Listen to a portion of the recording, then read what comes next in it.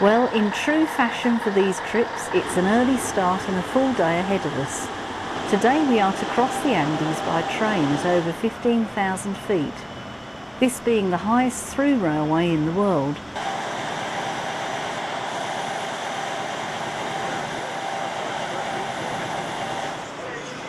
The train has been hired for our group as the line is normally freight only these days. Buses have replaced the passenger service. The outskirts of Lima are nothing to write home about.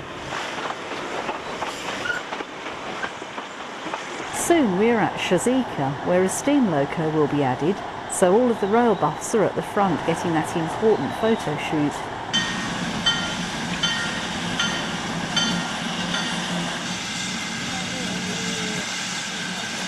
Ffestiniog is the main operating depot for this line, which these days is run by an American operation. The top man himself is with us today to accompany us. This is someone's office on the platform, but could easily be a museum.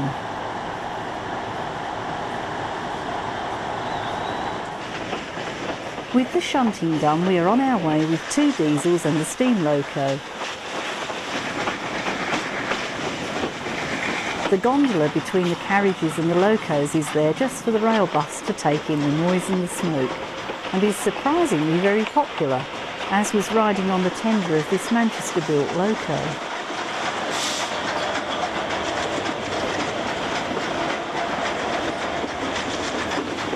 The diesels will lead for some way to conserve water on the steam loco, as watering facilities are no longer available. This is the onboard nurse who is here with the oxygen if required later. She had already been round taking everyone's blood pressure.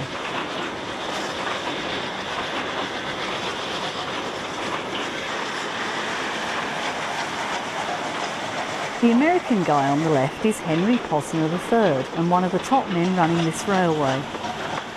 We're approaching San Bartolome where the train changes direction. This must be the first passenger train for months, and we're well away from the normal tourist routes, but there's still an ice cream seller waiting for us.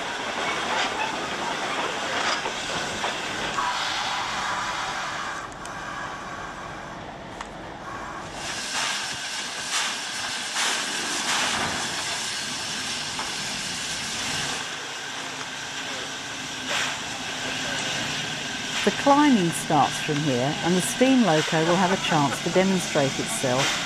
But firstly, the engines and some coaches need turning on this manual turntable.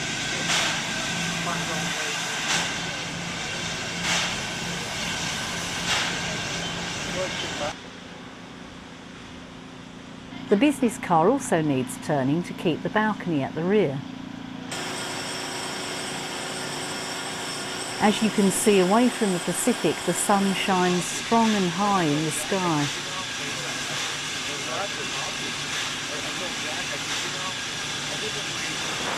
At last we are on our way, and it's time to enjoy some steam as we climb.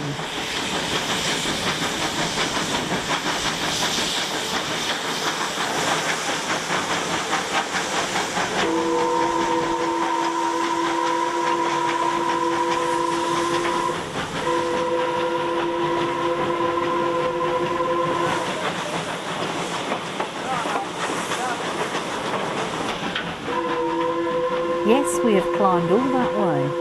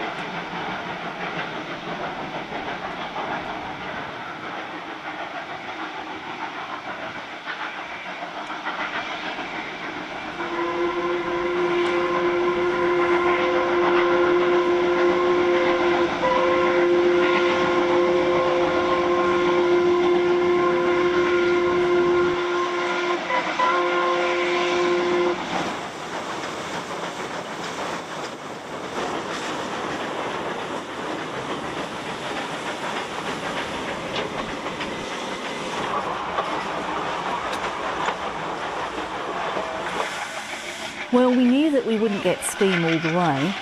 The diesels have caught up and will take over from here while the steam engine heads back to the depot. Lack of watering facilities these days prevents it going any further.